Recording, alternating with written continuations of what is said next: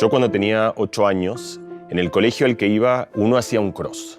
Un cross era una carrera de más o menos unos 1800 metros en los que se dirimían un montón de cosas. Mi hermano mayor, que tiene un año más, cuando hizo el cross le fue muy bien. Entre cientos y cientos de niños quedó, creo que tercero o segundo, vino con una medalla todo risueño. Nadie se lo esperaba, creo que ni siquiera él mismo en realidad. Y al año siguiente yo dije que yo también iba a ganar una medalla, porque supuse que si mi hermano la había ganado, entonces yo también tenía una buena razón para suponerlo. La cosa es que salí corriendo. Ni bien salí a los 50 metros, yo entendí que no iba a ganar medalla, porque a los 50 metros ya iba último, más o menos. Yo a los 200 o 300 metros entendí que ya no se trataba solo de ganar o no ganar medalla, sino de llegar. Y cuando vino la primera subida, que es así, la recuerdo ya muy vigorosa y emocionalmente, yo entendí que eso no iba a pasar. Que yo no es que no iba a ganar medalla, sino que tampoco iba a llegar a meta. Empezaron a subirme las pulsaciones, yo empecé a perder la respiración, al rato empecé a sentir náuseas y poco después estaba en el borde del camino tirado, en una especie de fracaso absoluto en el que recuerdo, me dije a mí mismo, yo no sirvo para el deporte. Pasaron muchos años, a los 40 años tuve un problema cardíaco, un problema que terminó siendo mucho menor de lo que en un momento pareció que era. Y en estos sustos que cada tanto nos dan la vida, yo decidí que tenía que cuidarme físicamente y que tenía que ejercer el deporte que casi no había ejercido nunca en mi vida. Decidí ponerme a entrenar. Empecé con la bicicleta, 18 kilómetros, y luego 9, y luego 10, y luego 11 y 12. La bici, me di cuenta yo a los 42 años, era mi lugar en el mundo. El lugar donde yo encontraba esa fibra de vida, esas ganas de persistir, era ahí. Para los que otra vez sepan algo de bici, los que no importa, en el norte de Madrid hay una sierra que se llama La Morcuera.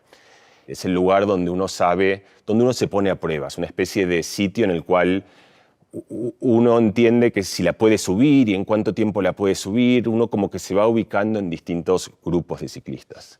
Yo la primera vez que fui a La Morcuera no la pude subir. Es decir, lo intenté otra vez, me pasó lo mismo de siempre, que subí, tuve que hacer pie y ir otra vez hacia abajo. Después la logré subir en 1 hora y 20, 1 hora y cuarto, 1 hora y 10, en 1 hora. Y decidí que quería subir La Morcuera en menos de 35 minutos. Entrené muy a conciencia. Trabajé mucho, hice lo que tenía que hacer, me cuidé, pasé meses de mi vida como uno se dedica a esas cosas que realmente siente un amor y una pulsión enorme por hacerlas. Y finalmente llegó ese día de primavera, en el cual yo me había preparado y estaba todo listo y me puse en el pie de puerto ahí en Miraflores y empecé a pedalear. Seguí pedaleando, entendí que parecía que no había más, pero que podía seguir y podía seguir. Ya llegaba más o menos a 1 kilómetro de La Morcuera o 500 metros de llegar a la cima, ya no podía más, tenía los ojos cerrados, iba de pie, estaba por llegar. De hecho, me di cuenta que había llegado no porque lo vi, porque tenía los ojos cerrados, sino porque sentí que de repente el pedaleo se hacía mucho más rápido porque había llegado al llano. Y cuando llegué al llano y miré el reloj, me fijé y marcaba 32 minutos 47 segundos, un número que me quedó como resonando en mi memoria desde entonces. Tiré la bicicleta, me fui contra el camino y cuando me fui contra el camino me di cuenta que la sensación que tenía era exactamente la misma que yo había tenido cuando tenía 8 años y había subido ese cross y me había ido al borde a vomitar en el camino. Y entonces, cuando sentí eso, me di cuenta lo injusto que yo había sido con el niño que yo había sido. Yo sentí que me llevó 40 años y 32 minutos con 47 segundos entender algo que para mí era fundamental en mi vida y que creo que es muy central en la vida de cada uno de nosotros, que es que muchas veces tenemos esta capacidad, tenemos este poder, tenemos esta herramienta de poder utilizar las palabras no como llaves de todos los problemas. No estoy hablando de algo esotérico y mágico, de que uno cierra los ojos y piensa algo y ese algo sucede. Tampoco hablo de cerrar los ojos e imaginar que uno de repente puede hacer cosas extraordinarias y que esas cosas extraordinarias sucedan. Lo que hablo es de algo mucho más simple, pero creo que mucho más importante, que es que sin saberlo y sin pensarlo, nosotros decimos frases que no describen la realidad, sino que construyen la realidad. Jorge Valdano, jugador argentino, campeón del mundo en 1986, hizo un gol en ese mundial. Y él cuenta, es un relato muy hermoso, él cuenta que cuando termina el partido, él entiende que había pasado lo que él siempre había soñado.